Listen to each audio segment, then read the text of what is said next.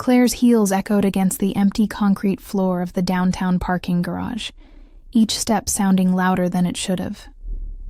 The air was cold, a damp kind of chill that crept into her coat and her bones.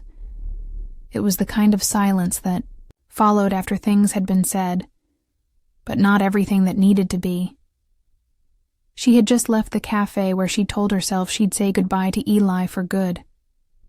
3 years of late-night calls, almost kisses, stolen glances, and unfinished conversations had finally led here, to a single ticket to Seattle, a job that would start a new chapter, and a final message left unsaid. Her heart ached in that familiar, hollow way. She had told herself she would be strong, that she wouldn't cry. But as she reached for her suitcase in the back seat of her car, the tears came anyway. That's when she heard footsteps behind her. At first, she thought she was imagining them, but something about their rhythm made her heart skip. She didn't need to turn around. She already knew it was Eli. There was a way his presence filled the air, quiet and heavy, like a song you hadn't heard in years, but still remembered every word of. Slowly, she straightened, her back still, to him. The silence stretched. Then his voice, low and familiar, reached her like a whisper in the cold. "I thought I'd missed you." She didn't turn. "You should have," she replied, her voice quieter than she intended. "It would have been easier." Behind her, she heard him give that soft half laugh, the one he always made when he was nervous or hiding something deeper. "You always say that when you're scared." Finally, she turned to face him, eyes red but defiant. "I'm not scared, Eli. I'm just tired. Tired of wondering. Tired of hoping." The truth hung between them like fog. He stood there in his worn black coat, hands deep in his pockets like he was trying to hold himself together. He looked like he hadn't slept. Maybe she hadn't, either. Maybe neither of them had rested in months, not really. He looked at her the way he always had when he wasn't sure if he was too late. "Then why didn't you say goodbye in the cafe?" he asked. She hesitated. "Because if I said it out loud, it would feel too real. Like we really were nothing, more than what we never became." Eli stepped forward, the space between them shrinking. His eyes searched hers, and something flickered there. Something desperate. Something unresolved. And then, out of nowhere, he said the one thing she never expected. "Don't get on that flight." The words dropped between them like a thunderclap. Claire froze. Her chest tightened. She stared at him, wondering if she heard right. "What did you just say?" she asked, barely above a whisper. He looked right at her now, steady and unshaken. "Stay. Don't go to Seattle. Stay with me." She felt like the wind had been knocked out of her. For years she'd waited for him to choose her, to stop hesitating, to show up when it mattered. And here he was. But on the day she was ready to let go. Her lips parted, but no words came. This was everything she'd dreamed of, but it came at the worst possible time. As they stood surrounded by oil-stained cement and flickering overhead lights, with the world waiting just outside the garage, Claire realized this wasn't just a goodbye. It was a moment teetering between heartbreak and something that might still be saved. Could she trust him? Could she trust herself? Her heart beat faster. louder than the cold wind rustling through the garage. Because sometimes love doesn't come when you expect it. Sometimes it shows up right at the edge of goodbye. Claire stood frozen in place, the words hanging between them like steam in the winter air. Don't go to Seattle. Stay with me. She stared at Eli, her mind racing faster than her heartbeat. He looked so sure, like a man who had finally realized what he stood to lose. But all she could think about was the timing. Why now? After 3 years of what-ifs, lingering glances and emotional half-steps, he was only choosing her now. Her voice trembled as she spoke, not with fear, but with something older, exhaustion. You're asking me to give up everything? The job I fought for? My new life? He didn't flinch. Yes, his honesty disarmed her, but it also made her heart ache. There was no script for this moment, no perfect thing to say. Everything between them had always felt complicated. Too many pauses. Too many chances not taken. And yet, here he was, standing in front of her in the middle of a parking garage, finally saying the one thing she'd begged for in silence. But it wasn't just the words that got to her. It was how he said them. As if she were the one true thing he'd been certain of in a long time. A gust of cold wind brushed past her, but it wasn't enough to shake the warmth rising in her chest, or the confusion. She turned away from him, facing the open side of the garage where the city lights blinked far below. Why now, Eli? She asked quietly. Why today? You had years to tell me how you felt. She could hear the pain in her own voice, the echo of every time she'd walked away from him, only to hope he'd chase her. He stepped closer, not too close, just enough that she could hear the softness in his voice. Because today, I finally stopped pretending I'd be fine without you. Claire squeezed her eyes shut. That was the problem. She wasn't sure she'd be fine either. But how could she trust this version of him, when the past had left her holding pieces he never helped her put back together? Still facing away, she said, You can't just drop a confession on someone and expect them to change their entire life. And that's when he said it, the one thing that made her turn back around. I love you. The words hit her like rain on dry soil. So simple, so long overdue. Her heart swelled and broke all at once. She wanted to believe him. She did believe him. But that didn't erase the ache of all the years he didn't say. You're 3 days late, she whispered, her voice catching. He didn't smile, didn't joke. He stepped forward slowly, his eyes never leaving hers. Then let me be right for the rest of our days. His voice cracked at the end, and Claire felt something inside her shift. All the guardedness, all the walls she'd built to protect herself from loving someone who couldn't love her back, were trembling now. He looked at her like she was the only truth that ever made sense, and for the first time in years, she saw it. The man behind the hesitation. The man who had been scared to lose her, but too afraid to say it out loud. Until now, the garage was still. The outside world waited for her answer, but time, for this moment, stood still. Claire's heart pounded with every memory.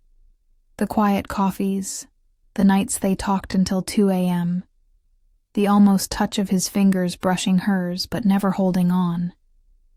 And now, here he was, asking her to stay.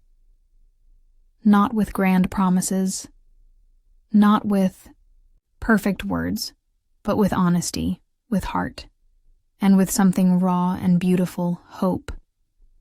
Claire didn't speak at first. The moment Eli said, "Then let me be right for the rest of our days," something inside her cracked, softly, quietly, like the sound of ice melting in a glass. She looked at him and saw the man she'd loved, in pieces for so long. Not just the charming version, not just the friend who always showed up halfway, but the raw, vulnerable one standing in front of her now. Yet even as her heart leaned toward him, her mind held back. Her whole life was already packed in the back of her car. The flight to Seattle was real. The job was real. And the version of herself who had finally stopped waiting for Eli, that version was just beginning to breathe. She turned away from him again, arms wrapped tightly around herself, more to contain her emotions than to keep warm. "I waited. For this," she whispered, "for so long. Every time we almost got there, you pulled back. I kept hoping you'd finally see me. Want me." Her voice trembled, "But you always stopped short." Behind her, Eli's voice came gently, like he knew he was walking a fragile bridge. "I was scared, Claire. I thought love had to be perfect or it would fall apart. I didn't know how to hold something so real without ruining it." His words weren't excuses.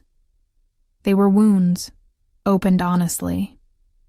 And maybe that's why she didn't run. Not yet. Claire slowly walked to the edge of the parking garage, looking out at the glowing city skyline below, the air thick with silence and unfinished memories. Her voice was barely more than a breath. "And what if I stay and you change your mind again?" It wasn't bitterness. It was fear, plain and raw. The fear of reopening a heart that had spent so long learning to close. "I won't," Eli said firmly. "Not this time." He stepped beside her now, close enough that she could feel the warmth of him. "If you go, I'll spend the rest of my life wondering what could have been. But if you stay, I'll spend every day proving that choosing you wasn't just a moment. It's the only thing I've ever been certain of." Claire blinked away the sting in her eyes. These were the words she had written in her head 100 times, hoping someday he'd say them. But now that he had, the pain of the past still lingered, like a shadow that refused to leave even when the sun was out. She turned to face him again, searching his face for signs of doubt. But all she saw was truth. Messy, honest truth. He looked older than when she'd first fallen for him. Not in years, but in depth, in gravity. And that made her heart ache in a different way. "I don't want a promise you can't keep," she said. "I don't want words you'll take back when things get hard." His hand reached up slowly, stopping just short of touching her cheek. "Then come with me. Just for a moment. Let me show you something." Claire looked at him, confused. "Where?" His eyes softened. "To the apartment I've been moving into. I got it last week. It's small, nothing fancy, but I saved a drawer for you." The words caught her off guard. A drawer? For her? Something so simple, and yet so intimate. A place in his world, a space with her name on it. And for the first time since she arrived in that cold, gray garage, something warm began to grow in her chest. Claire didn't answer. Not yet. But when Eli reached out his hand, this time, she didn't pull away. The apartment was quiet, dimly lit by a single warm lamp in the corner, casting long shadows on the walls. Claire stood just inside the doorway, her suitcase forgotten beside her, heart still racing from the ride over. Eli had unlocked the door with a nervous sort of hope, like a man showing someone not just where he lived but who he truly was. And now, standing in this small, lived-in space, she saw it wasn't just a home. It was a beginning. The furniture was mismatched but thoughtfully placed, like someone had taken care to make the most of every corner. A jacket was draped over a chair. A photo of his sister on the fridge. A half-empty bookshelf waiting to be filled. It wasn't perfect. It was real. And then there it was, like he'd promised. The drawer. Claire stood in the bedroom, staring at the small wooden dresser. One drawer was slightly open, empty inside except for a folded piece of paper. She reached for it slowly, her fingers trembling as if the entire future waited on what was written there. In his familiar handwriting were just a few words. Claire's space for anything and everything she wants to stay. That was it. No pressure, no demands. Just space, and something inside her, something that had been tight and guarded for too long, began to gently unravel. She sat on the edge of the bed, the note still in her hands, as Eli stood in the doorway, silent. He didn't rush her. He didn't explain or plead. He just watched, patiently, like he knew this wasn't just a moment. It was a reckoning. Claire felt the weight of it all.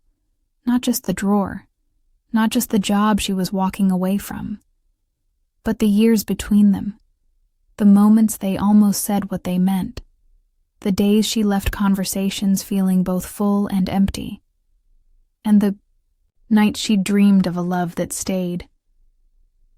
"You really made space for me," she said softly, not looking up. "Even when I was leaving." Eli walked over, kneeling beside her, his hand resting just beside hers on the bed.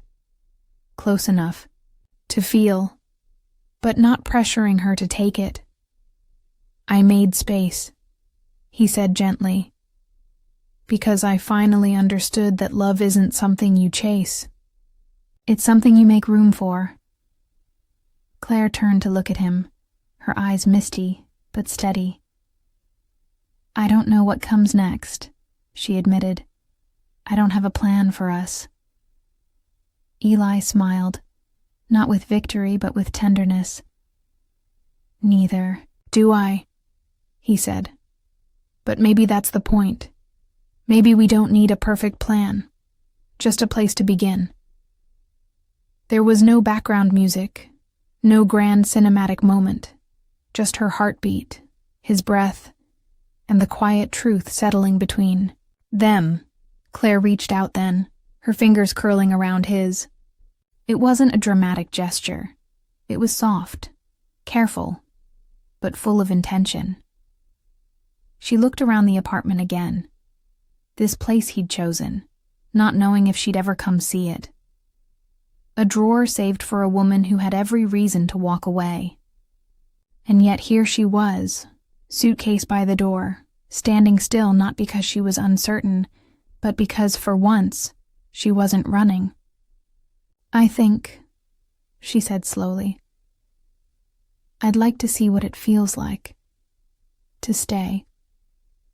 Eli let out a breath he didn't realize he'd been holding, and in his eyes, she saw something stronger than relief.